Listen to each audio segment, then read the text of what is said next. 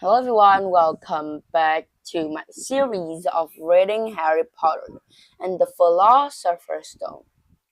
Okay, this video is episode 1 of a very new chapter, that is chapter 3.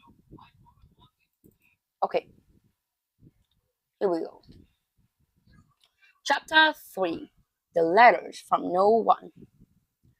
The escape of the Brazilian boa constrictor earned Harry his longest ever punishment.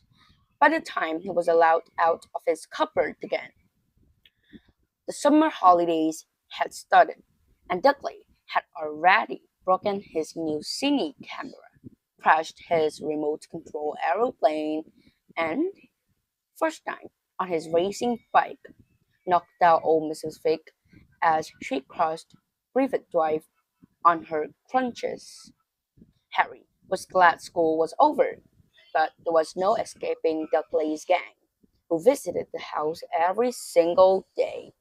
Piers, Dennis, Malcolm, and Gordon were all big and stupid, but as Dudley was the biggest and stupidest of the lot, he was the leader. The rest of them were all quite happy to join in Dudley's favorite sports, Harry hunting. This was why Harry spent as much time as possible out of the house, wandering around and thinking about the end of the holidays, where he could see a tiny ray of hope. When September came, he would be going off to secondary school, and for the first time in his life, he wouldn't be with Dudley. Dudley had a place at Uncle Vernon's old school, Smeltings. Pierre's Pockets was going there too. Harry, on the other hand, was going to Stonewall High, the local comprehensive. Dudley thought this was very funny. They stuck people's heads down the toilets first day at Stonewall. He told Harry. Wants to come upstairs and practice?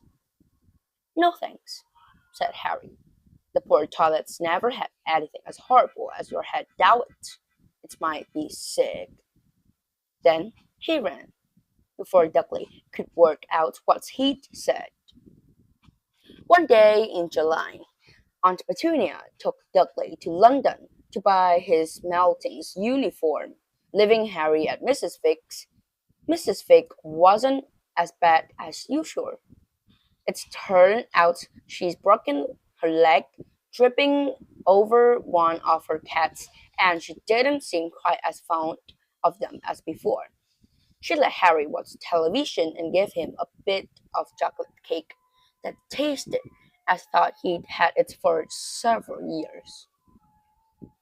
That evening, Dudley paraded around the living room for the family in his brand new uniform. Smelting's boys wore maroon tailcoats, orange knickerbockers, and flat straw hats called bottles.